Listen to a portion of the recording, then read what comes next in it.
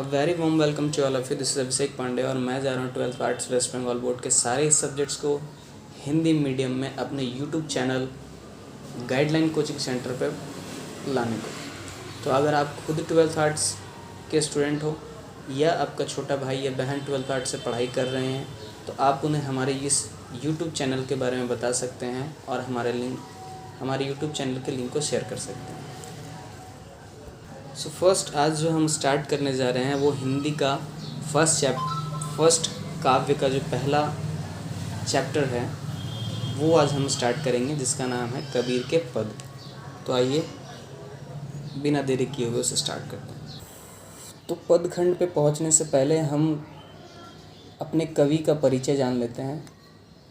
कवि के परिचय जो दिया गया है उसमें से जो इम्पोर्टेंट लाइन है जो अक्सर एग्ज़ाम्स में आते हैं मैंने उसे अंडरलाइन कर दिया है, तो आप भी इसी तरह से उसे अंडरलाइन करते जाएं। हाँ, पढ़ना पूरा है बट जो अंडरलाइन कर दिए वो ज़्यादा इम्पोर्टेंट है। तो प्रारंभ करते हैं कि संत काव्य धारा के प्रवर्तक एवं निर्गुण भक्ति के सर्वश्रेष्ठ भक्त कवि कबीरदास का जन्म काशी में सन 1398 ईस्वी में हुआ था। अब इस लाइन में जो सबसे ज़्यादा इम्पोर्टेंट है उनका जन्म स्थान कहाँ था, तो काशी में हुआ था। उनका जन्म कब हुआ था, तो 1398 ईस्वी में हुआ था, जिसे मैंने अंडरलाइन कर दिया। ठीक इसी तरह से आगे भी आपको अंडरलाइन किया वो मिलेगा, तो उसे अंडरलाइन करते जाइएगा और उस पर ज़्यादा ध्यान दीजिएगा। कबीरदास के जन्म समय के विषय में विद्वानों की भिन्न भिन्न राय है। मतलब कि कबीरदास का कब जन्म हुआ ये विद्वान अलग अलग बताते हैं, उनकी अलग अलग राय है। यह माना जाता है कि कबीरदास एक विधवा ब्राह्मणी के संतान थे, जिसे लोग लाज के भय से उन्हें लहरतार में एक तालाब के निकट छोड़ दिया था। इन्हें नीरू और नीमा नामक निसंतान जुलाह दंपति ने प्राप्त किया। जिन्होंने इन्हें पाला उनका नाम वे दरअसल जुलाह थे और इनकी परवरिश की। कबीरदास के गुरु स्वामी रामानंद थे। ये भी इम्पोर्टेंट क्वेश्चन है, पूछा जाता है कि कबीरदास के गुरु कौन थे। जनश्रुति के अनुसार इनका विवाह लोई नामक स्त्री से हुआ था। इनकी 2 संतानें थी, पुत्र कमाल और पुत्री कमाली। कबीरदास ने जुलाह का पुश्तैनी धंधा ही परिवार के भरण पोषण के लिए अपनाया। कबीरदास ज़्यादा पढ़े लिखे नहीं थे। उन्होंने अपने जीवन के अनुभव की कसौटी पर जिसे सही समझा उसे बैकऑफ प्रकट किया। इसका मतलब ये है कि वो बाहरी दिखावे पे, आडंबर पे विरोध करते हैं। अपने लेखकों में भी आप देखेंगे आगे इसी चैप्टर में उसे देखेंगे कि कैसे वो बैकऑफ होकर के किसी भी बाहरी आडंबर को, मतलब जो दिखावा करते हैं कि ईश्वर से हमें बहुत प्रेम है, ऐसा करने से ये होता है, वो आगे हम देखेंगे ये कहते हैं। तो कबीरदास भाग्यवाद के प्रबल विरोधी थे। भाग्य पे ज़्यादा ये नहीं करते थे कि भाग्य हमारा ऐसा है वैसा है, अपने मेहनत पे वो ज़्यादा विश्वास करते थे। कबीर में शारीरिक त्याग करने से मोक्ष की प्राप्ति होती है, इस मान्यता को झुठलाने के लिए अपने जीवन के अंतिम समय में वह काशी छोड़कर मगहर चले गए। कबीरदास रूढ़िवादिता, धार्मिक आडंबर, अंधविश्वास, जाति पाति के भेदभाव, मूर्ति पूजा आदि के घोर विरोधी थे। कबीर के उपदेशों को उनके शिष्य धर्मदास ने बीजक नाम से संग्रहित किया। बीजक के 3 भाग हैं, साखी, शब्द और रमेनी। कबीरदास की मृत्यु के संबंध में भी विद्वानों में मत वाक्य नहीं है, मतलब एक उनका मत नहीं है। उनकी मृत्यु 1815 ईस्वी में मानी जाती है। तो ये था हमारे कबीर के पद के जो कवि हैं कबीरदास जी की छोटा सा परिचय। इसे जो मैंने अंडरलाइन कर दिया है वो एग्ज़ाम रिलेटेड अगर देखा जाए एग्जाम पॉइंट ऑफ व्यू से तो ये ज़्यादा इम्पोर्टेंट है, उसे अंडरलाइन कर लीजिएगा। अब इसके बाद आते हैं हम अपने पद भाग पे। तो इनका जो पद भाग जो दिया हुआ है इस चैप्टर में वो 2 भागों में बटा हुआ है। एक पहला कबीर की साखी और दूसरा है कबीर के पद। तो कबीर के पद हम लोग बाद में पढ़ेंगे, पहले आज हम क्लियर करने वाले हैं इस वीडियो में कबीर की साखी। तो अगर मूलतः देखा जाए तो इनका जो 1 2 3 करके जो पॉइंट दिया गया है, इसमें कबीर एक शिष्य और एक गुरु, इन दोनों का कैसा आपस में संबंध होता है, कैसा रिलेशन होता है, इस पे जोर देते हैं और उनके बारे में वो बताते हैं। तो पहले कहते हैं, जो फर्स्ट उनका प्रारंभ होता है, फर्स्ट लाइन जो स्टार्ट है, वो कहते हैं ज्ञान प्रकाश है गुरु मिलिया।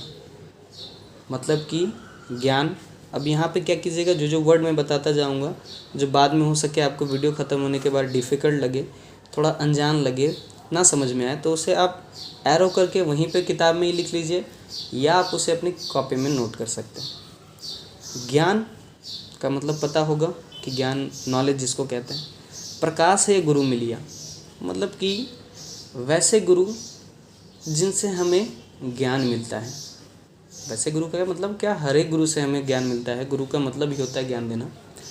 तो वैसे गुरु जो हमें ज्ञान देते हैं, कॉमा देख के बाद फिर बोला जाता है 100 जिन्हें बिसरी जाए। 100 मतलब उन्हें, जिन्हीं मतलब कैसे, और बिसरी मतलब होता है भूलना। बोलते हैं, पूरा लाइन का मतलब है, ज्ञान प्रकाश है गुरु मिलिया 100 जिन्हें बिसरी जाए। कि वैसे गुरु जिनसे हमें ज्ञान मिलता है, वैसे गुरु को हम कैसे भूल सकते हैं। ठीक उसके बाद का नीचे का लाइन कहते हैं कि मतलब अब ऐसे गुरु जिनसे हमें ज्ञान प्राप्ति होगा, ऐसे गुरु हमको मिलेंगे कब, तो नीचे वाले लाइन में वो क्या बताते हैं कि जब गोविंद कृपा करी। गोविंद का मतलब ईश्वर, यहाँ पे वो बता रहे हैं, ईश्वर को संकेतित करते हुए बता रहे हैं कि जब गोविंद की कृपा होगी तब गुरु मिली आई। जब ईश्वर की कृपा हम पे होगी तब हमें ऐसे गुरु अपने आप मिले जाएंगे। अब इसके बाद दूसरा है, ना गुरु मिलिया ना शीश भया। अब ये यहाँ पे इनका व्यंग होता है, एक गुरु, एक शिष्य पे भी और एक गुरु पे भी। कहते हैं ना गुरु मिलिया ना शीश भया, मतलब बोलते हैं ना एक अच्छा गुरु मिला ना एक अच्छा शिष्य मिला। वैसे गुरु कौन, जो लालच खेलिया डाव, जो सिर्फ अपने मतलब के लिए एक दूसरे को धोखा दे रहे हैं। जैसे कि गुरु, अगर ऐसा गुरु हो जो सिर्फ अपने फीस के लिए, मतलब कि उसे, अगर वो कॉलेज में पढ़ा रहा है, स्कूल में पढ़ा रहा है, तो उसे सिर्फ अपने फ़ी के लिए, अपने पैसे के लिए अगर क्या करता है, स्टूडेंट को अच्छे से नहीं पढ़ाता है, सिर्फ आता है जाता है, और वैसा कोई शिष्य भी नहीं है जो जिज्ञासु हो, जो पढ़ने की इच्छा रखता हो, हमेशा सर को बोलते रहे कि सर मुझे ये नहीं समझ में आ रहा है, वो नहीं समझ में आ रहा है, ऐसा नहीं है, वो होमवर्क भी कंप्लीट नहीं करके आया। तो ऐसे गुरु जो एक दूसरे को, ऐसे गुरु और एक ऐसा शिष्य जो लालच खिलिया डाव, मतलब एक दूसरे को धोखा देने का काम करते हैं। तो जो एक दूसरे को धोखा देने का काम करते हैं वो क्या होता है उनका, दूसरे लाइन में बताते हैं कि दोनों बूढ़े धार में। ये दोनों बूढ़े मतलब ये दोनों मतलब ये दोनों को इंडिकेट कर रहे हैं कि शिष्य और गुरु को, एक स्टूडेंट और एक टीचर को। दोनों बूढ़े धार में मतलब एक ऐसे धार में हैं, ऐसे नदी या ऐसे जल की धारा पे हैं जो चढ़े हैं एक पाथर की नाव। धार, दोनों बूढ़े धार में चढ़ी पाथर की नाव। अब पत्थर का नाव अगर किसी भी धार में किसी भी जगह पे तैरा जाए तो क्या वो तैरेगा? नहीं तैरेगा, वो डूबना उनका निश्चित है। तो ठीक वही कहते हैं कि ऐसे, अब ये दोनों लाइन का मतलब क्या हुआ कि दोनों अगर एक दूसरे को धोखा देने का काम कर रहे हैं, टीचर अपना काम अच्छे से नहीं कर रहा है, विद्यार्थी अपना काम अच्छे से नहीं कर रहा है, और टीचर और स्टूडेंट दोनों एक दूसरे को अगर धोखा देने का काम कर रहा है, तो वो एक ऐसे नाव पे खड़े हैं जो पत्थर की है, जिसे बीच मझधार में डूबना ही डूबना है। अब दूसरे लाइन पे जब हम जाते हैं तो क्या कहते हैं कि जाका गुरु, जाका मतलब होता है जिसका, गुरु मतलब टीचर, जाका गुरु भी अंधला चेला खरा निरंद। अंधला मतलब यहाँ अज्ञान है, अज्ञानी।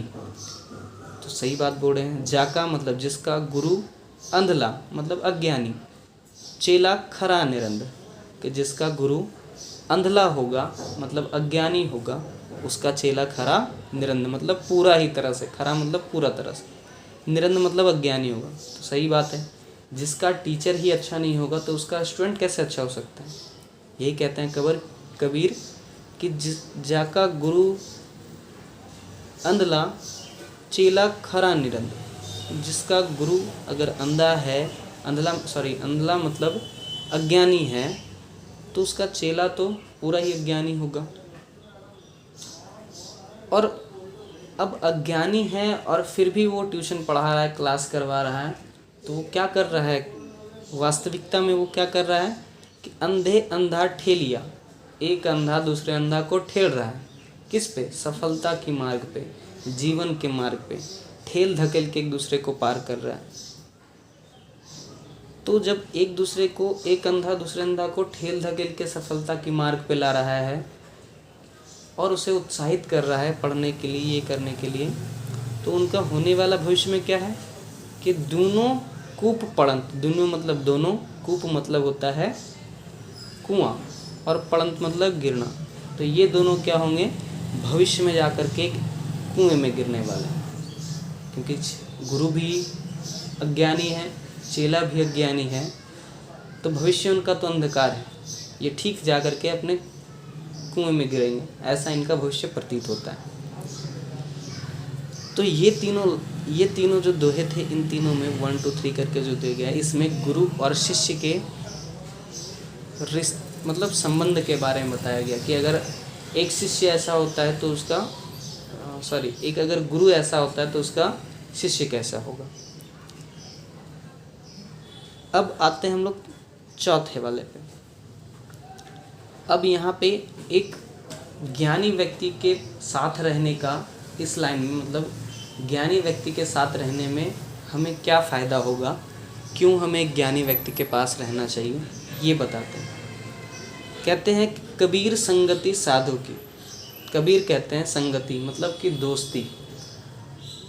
साधु की कोई मतलब यहाँ पे ये नहीं है कि बड़े बड़े दाढ़ी रखे हुए हो, गेरुआ कलर का वस्त्र पहना हो और सन्यासी हो। साधु का मतलब यहाँ पे ये नहीं है।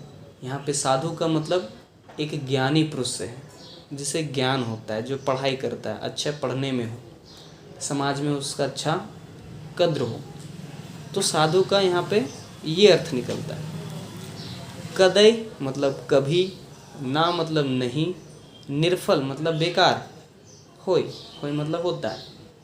कहते हैं कबीर, अब पूरे लाइन का मतलब देखिए, कबीर संगति साधु की। कबीर कहते हैं कि एक साधु की संगति मतलब अच्छा पढ़ने लिखने वाला या ज्ञानी पुरुष की संगति कदई न निर्फल होई, कभी भी बेकार नहीं जाता। अगर आप एक अच्छे से पढ़े लिखे व्यक्ति के पास रहते हो,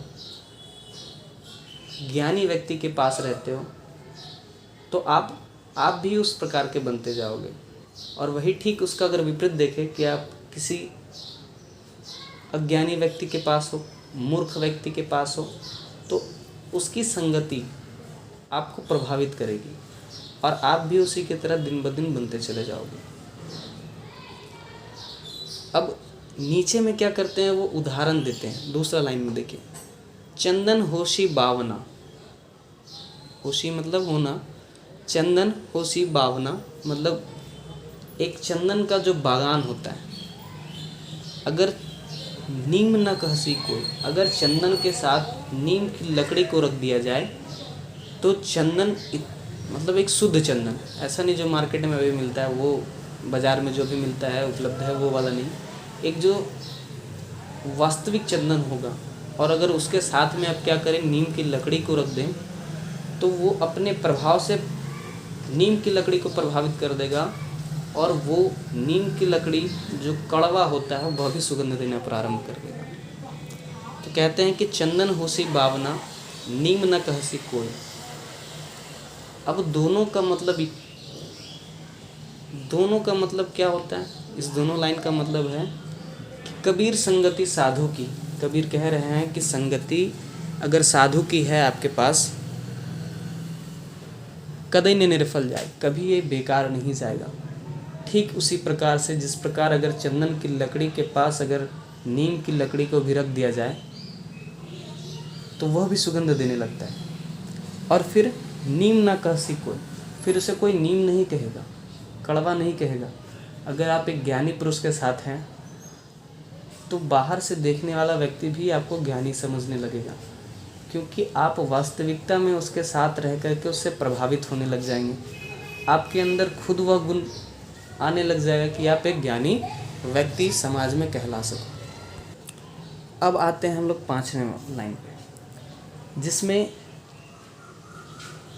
कबीरदास अहंकार और ईश्वर के विपरीत संबंध, मतलब जहाँ ईश्वर होते हैं वहाँ पे अहंकार मतलब अपने अंदर का घमंड, वो दोनों कभी एक साथ नहीं रह सकते, इसे बतलाते हैं। अगर आपके अंदर अहंकार है तो आपके अंदर ईश्वर का वास नहीं हो सकता है, अगर आपके अंदर ईश्वर है तो अहंकार का वास नहीं होगा। कहते हैं लाइन में कि जब मैं था, मैं का मतलब यहाँ अहंकार होता है,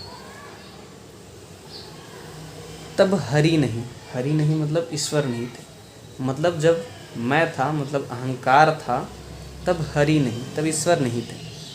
अब हरि है, मैं नहीं, मतलब जब हरि हैं तब अहंकार नहीं है। मैं को वहाँ पे लाइन करके लिख दीजिएगा अहंकार। क्यों ऐसा हुआ कि जब अहंकार था तब ईश्वर नहीं थे, ईश्वर थे तब अहंकार नहीं था।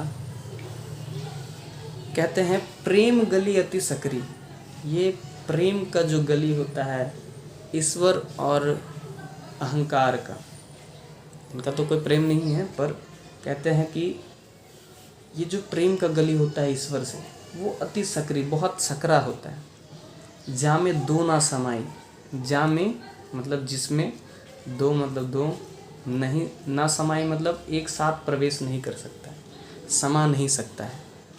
कहते हैं कि प्रेम गली अति सकरी, जामे दो ना समाई, ये प्रेम का गली होता है जिसमें दोनों एक साथ समा नहीं सकते हैं। या तो आपके अंदर अहंकार होगा तब ईश्वर का वास नहीं होगा, अगर आपके अंदर अहंकार है तो ईश्वर का वास निश्चित तौर पे आपके अंदर नहीं हो सकता। और अगर आप अपने अंदर से अहंकार को निकाल दें तो आपके अंदर ईश्वर का वास होगा। इन दोनों लाइनों से कबीरदास ये बताते हैं। अब इसके बाद जो छठा पंक्ति मतलब दोहा, उसमें कबीरदास कहते हैं, अक्सर इससे ये बतलाना चाहते हैं कि अक्सर क्या होता है कि जो हमारी बुराई करता है, निंदा करता है, हम उसे बुरा समझते हैं कि ये हमारे लिए बुरा, ये हमको हमेशा डांटता रहता है, बोलता रहता है, तुम पढ़ाई नहीं करते, तुम ये काम मत करो, वो मत करो, ये तुम्हारे लिए अच्छा नहीं है, कैसे कपड़े पहने हो, अच्छा कपड़ा पहनो। उसे हम बहुत मतलब अपने अंदर उसको, हमारे मन में उसके लिए बड़ी बुरी भावना बन जाती है कि ये हमेशा डांटता रहता है, हमको हमेशा बोलते रहते हैं। पर एक निंदक मतलब आपकी बुराई करने वाला आपको तो डांट रहा है, आपको बोल रहा है, आपको बुरा लग रहा है, ठीक है, पर उसकी अच्छाई भी एक होती है।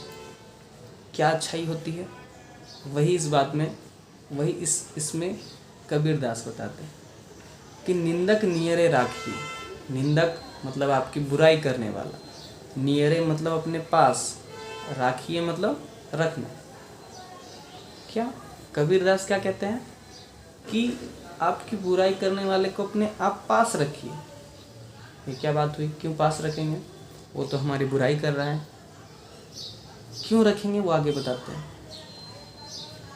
आंगन कुटी छाव, और भी ज़्यादा चढ़ाई, और भी ज़्यादा बड़ाई कर दी उनको। और अगर आप में सामर्थ्य है तो अपने आंगन मतलब आपका घर का जो आंगन है, कुटी छाव, हो सके तो उसके लिए एक छाव नहीं, एक छोटा सा झोपड़ी भी घर के बगल में बना दीजिए, ताकि वो आपके घर के बाहर हमेशा रहे। और जब भी कुछ करो, कुछ बुरा करो तो आपको क्या करे, वो आपकी बुराई करता रहे। क्यों ऐसा क्यों करें हम, क्यों बता रहे हैं ऐसा कबीर जी, वो नीचे बताते हैं, उनसे क्या फ़ायदा है तो वो नीचे बता रहे हैं। बिनु पानी साबुन बिना, बिनु मतलब बिना, मतलब बिना पानी और बिना साबुन के, निर्मल करे सुभाए, वो हमारे अंदर का जो स्वभाव है उसे वो क्या कर देगा, बिना पानी और साबुन के साफ कर देगा, स्वच्छ कर देगा। कौन कर देगा, निंदक कर देगा। निंदक मतलब क्यों, अब देखिए, अगर आप एग्जाम्पल उदाहरण के तौर पर समझते हैं कि अगर आप घर से, ठीक है, अगर आप घर से अपना जो ड्रेस है, कपड़ा जो है वो सही से पहन के नहीं निकले, अच्छा नहीं लग रहा है, ठीक है, समाज में आपको अगर लोग देखेंगे तो अच्छा नहीं बोल सकते हैं, तो उससे पहले आपका निंदक क्या करेगा, आपकी बुराई करेगा, कैसा कपड़ा पहना। अब वो जैसे ये बोला कि कैसा कपड़ा पहना, आप अपने कपड़े पे ध्यान देंगे, नीचे फटा हुआ है, ये है, साफ़ नहीं किया हुआ है, तब आप क्या करेंगे, तब आप अपने कपड़े पे ध्यान देंगे और अगले बार से, या हो सके उसी टाइम, आप उस कपड़े को बदल देंगे या अगले बार से जब भी कपड़े पहनेंगे साफ पहनेंगे। आप अगर किसी को गलत बोलते हैं, दूसरा एग्जांपल, अगर आप किसी को गलत बोलते हैं तो वो आपको डांटेगा, निंदक, ये बोलेगा कि तुम ऐसे कैसे बोल सकते हो, आप अगर बड़े से आप ऐसे बात करते हो, वैसे बात करते हो, तब आप अगले बार से अपने ऊपर ध्यान देने लगे कि अगला बार से मैं ये नहीं करना। तो एक निंदक को रखने से क्या होगा, हमारा आंतरिक जो मन है वो भी निर्मल साफ हो जाएगा और हम एक अच्छे व्यक्ति बनेंगे। इसीलिए कबीरदास यहाँ पे बताते हैं कि जो निंदक आपकी बुराई करने वाला है उसे आप अपने पास रखिए। अपने सामर्थ्य अगर है तो आप अपने घर के बगल में ही उसे रखिए, अपने घर के आंगन में उसे छावनी दे करके उसे रखिए, ये बताते हैं कबीरदास। अब इसके बाद का जो लाइन है 7वां, इसमें कबीरदास क्या कहते हैं, यहाँ पे कबीरदास कहते हैं कि अक्सर क्या होता है, अक्सर होता यही है सामान्यता कि लोग ईश्वर की तलाश में इधर उधर घूमते रहते हैं। कोई मंदिर जाता है, मस्जिद जाता है, गुरुद्वारा जाता है, परंतु ईश्वर कहाँ है, हर एक कोने में वास करते हैं, सभी जगह पे, हमारे अंदर भी है, आपके अंदर है, और सभी जगह। वही कहते हैं कबीर कि हेरत हेरत हे सखी, मतलब ढूंढते ढूंढते, हेरत हेरत मतलब ढूंढते ढूंढते, सखी मतलब अपने आसपास लोगों को कह रहे हैं, यह हमें कह रहे हैं जो पाठक हैं, पढ़ रहे हैं। हेरत हेरत हे सखी मतलब ढूंढते ढूंढते हे सखी, रहा कबीर हेराए। यहाँ पे किसको ढूंढने की बात की जा रही है, कबीर खो गए हैं, क्या बोल रहे, हेरत हेरत हे सखी, ढूंढते ढूंढते रहा कबीर हेराए, मतलब कबीर ढूंढ रहे थे ईश्वर को और कबीर खुद ही खो गए। किस प्रकार से खो गए, बूंद समानी समुद्र में, मतलब अगर एक पानी का बूंद है और उस पानी के बूंद को क्या कर दिया जाए, सागर में छोड़ दिया जाए, सागर समुद्र में अगर छोड़ दिया जाए, सो कत हेरी जाए, सो कत मतलब सो मतलब उसे, कत मतलब कैसे, हेरी जाए मतलब ढूंढा जाए। तो अगर एक मतलब समुद्र में अगर एक बूंद पानी को अगर डाल दिया जाए तो क्या उसे फिर ढूंढना संभव है, बिल्कुल भी नहीं, आप नहीं ढूंढ पाओगे। ठीक उसी तरह से कबीरदास कहते हैं कि हेरत हेरत हे सखी, मैं ईश्वर की तलाश कर रहा था, मैं उन्हें ढूंढ रहा था और कबीर खुद ही खो गए। ठीक है, क्यों, क्योंकि ईश्वर तो सभी जगह है, अगर ढूंढना चाहें हम अपने अंदर ही तो हमारे अंदर ही सिर्फ ईश्वर मिल जाएंगे। अब अगला जो है 8वां, इस 8वें दोहे में, 8वें पंक्ति में, दोहे में कहते हैं आत्मा और परमात्मा के मिलन के बारे में बताते हैं कबीरदास। मैं इसके लिए अब कॉपी में एक चित्र बना के भी दिखाऊंगा, पर पहले लाइन को देख लेते हैं। कहते हैं कि जल में कुंभ, कुंभ मतलब होता है घड़ा, कुंभ में जल है, ठीक है, मतलब एक घड़ा है जिसके अंदर जल है और कुंभ में है, कुंभ भी जो है वो किस में है, एक जल मतलब जल में ही है, बाहर भीतर पानी, मतलब घड़ा के अंदर भी पानी है और घड़ा के बाहर भी पानी।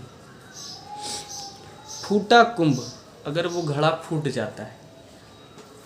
जल जल ही समाना, तो कुंभ मतलब घड़े के अंदर जो पानी था वो क्या होगा, जो बाहर का जल था, जब बाहर का पानी था उसमें मिल जाएगा। या तत्कथो ज्ञानी, और ये बात वही व्यक्ति समझ सकता है जो एक ज्ञानी हो। ठीक है, अब ये आपको समझ में नहीं आएगा। मैं ये 10वां कंप्लीट करने के बाद इस लाइन को फिर से समझाऊंगा एक ड्राइंग करके 8वें वाले को। तो अभी 9वें को पहले, उसके बाद 9वां पहले देखते हैं, उसके बाद 8वें वाले को एक कॉपी में मैं उसे ड्रॉ करके, मतलब चित्र के माध्यम से मैं आपको दिखाऊंगा, समझाऊंगा।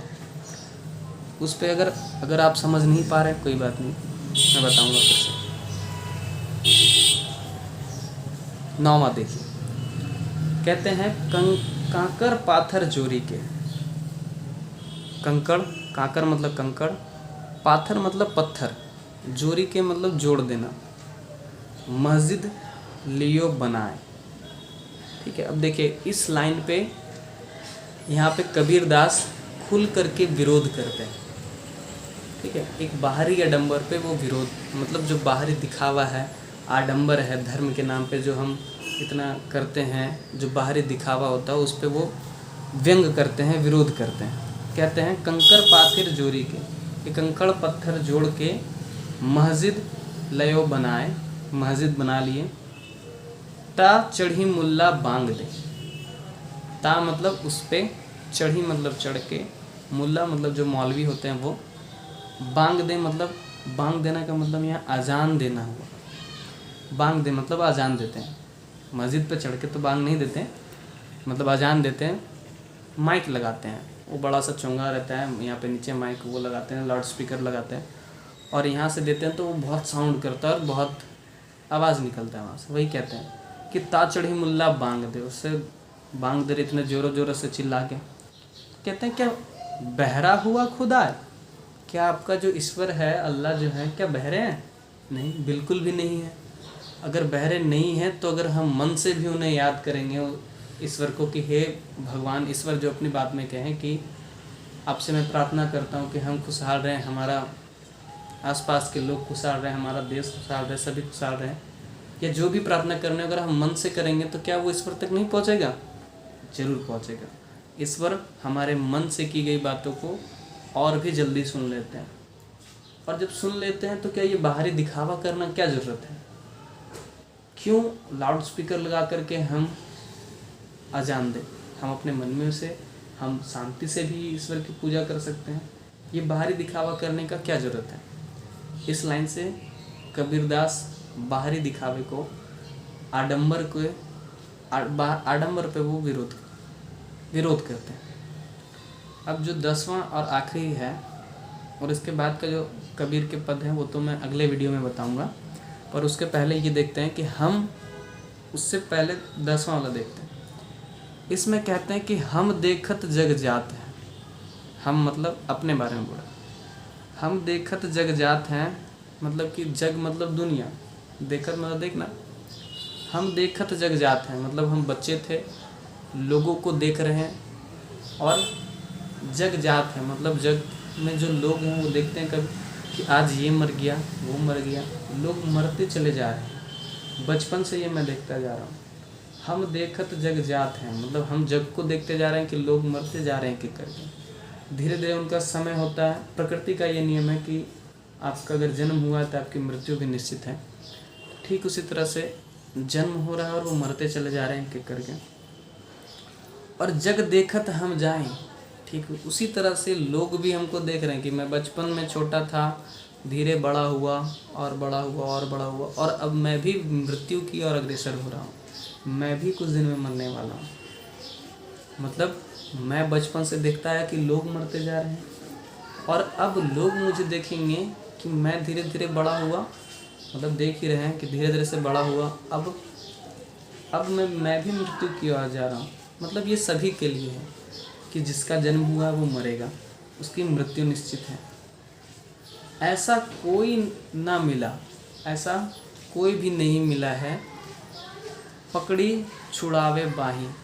ये जो भवसागर है, भवसागर मतलब ये मृत्यु लोक, हमारा पृथ्वी मृत्यु लोक इसीलिए क्योंकि यहाँ पे जो भी जन्म लेगा वो मरेगा निश्चित है, मृत्यु लोक इसे कहा जाता है।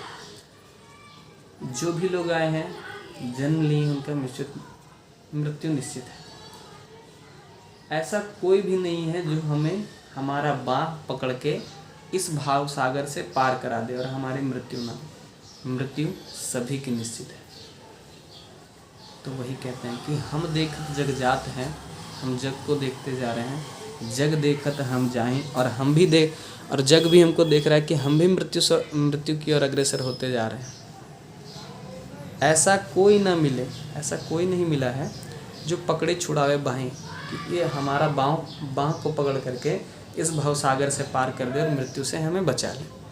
तो ये सभी लाइन का मतलब यही सब था, जो कि आपको मैंने हर एक वर्ड का मीनिंग बहुत अच्छे से बताया है। अब मैं 8वां जो मैं बताया था कि ड्राइंग मतलब चित्र करके, चित्रकारी कर मतलब चित्र के माध्यम से उसे बताऊंगा, तो मैं अब उसे बताने जा रहा हूँ। हाँ, तो मेरी ड्राइंग तो बहुत अच्छी नहीं है, इसे समझने का कोशिश कीजिएगा, बस थोड़ा एडजस्ट कीजिए। अब लाइन को और इस चित्र को मिला करके एक दूसरे से संबंध करके समझना।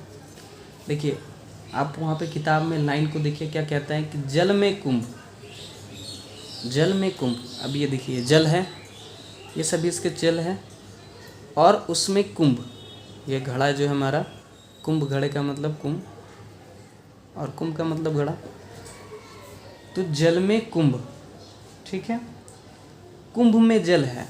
अब इस कुंभ के अंदर भी क्या है, जल दे देते हैं, कुंभ के अंदर भी जल आ गया, ठीक है। बाहर भीतर पानी, बाहिर भीतर पानी मतलब बाहर, मतलब बाहर में भी पानी है, भीतर मतलब कुंभ के अंदर भी पानी है, बाहर भीतर पानी, दोनों के अंदर पानी है। फूटा कुंभ, अब देखिए अगर ये कुंभ फूट जाए, अब कुंभ का यहाँ पे इंडिकेट कर रहे हैं, बताए थे कि ये आत्मा और परमात्मा के मिलन के बारे में बताते हैं। तो ये कुंभ हमारा एक मानव का शरीर है, ठीक है। तो मानव का शरीर है, और अब क्या होता है, ये फूट गया कुंभ। अगर ये कुंभ फूट जाता है तो इसके अंदर जो पानी है वो किस में आके मिल जाएगा, सागर में मिल जाएगा, ठीक है। फूटा कुंभ, अगर कुंभ फूट गया तो ये सारा पानी आके किस में मिल जाएगा, इस जल में।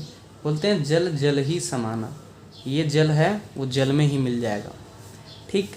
तब इससे क्या बताते हैं कि ये कुंभ जो हमारा शरीर है, अगर कुंभ फूट जाए मतलब हमारा शरीर नष्ट हो जाए, जब हम मर जाते हैं, मृत्यु को प्राप्ति करते हैं, तब क्या होता है, हमारा शरीर तो नष्ट हो जाता है, बच जाती है हमारी आत्मा। ये कुंभ के अंदर का जो जल है वो हमारी आत्मा है, और ये जो बाहर में जल है वो क्या है, परमात्मा है। तो हमारा जैसा ही शरीर टूटेगा, फूटेगा, हम मरेंगे, हमारे अंदर की आत्मा आके किससे मिलेंगे, परमात्मा से आकर के मिलेंगे। ये जैसे ही जल इसमें आके मिलेगा मतलब आत्मा परमात्मा से मिल जाएंगे। या तत्कथो ज्ञानी, यही बात बताते हैं, ज्ञानी व्यक्ति बता पाएंगे कि ये चीज़ होता क्या है। तो आई होप कि आपको सारे ही मीनिंग मतलब सभी चीज़ों का अर्थ अच्छे से पता चल गया होगा। और अगर आपको अब लास्ट में मैं, क्योंकि ये सब पहले बताते हैं कि मेरे चैनल को लाइक करें, सब्सक्राइब कर लें, मैं लास्ट में इसीलिए कह रहा हूँ क्योंकि अगर आपको पता चला, सब समझ में आया, तो आप खुद ही मेरे चैनल को लाइक करोगे, मतलब सब्सक्राइब करोगे, वीडियो को लाइक करोगे और शेयर करोगे डेफिनेटली। तो आप इसे लाइक करना, वीडियो को, चैनल को सब्सक्राइब करना, शेयर करना, बेल आइकन को प्रेस करना। Thank you. मिलते हैं अगले वीडियो में जिसमें हम पढ़ेंगे कबीर के पद। धन्यवाद। जय हिंद, जय भारत।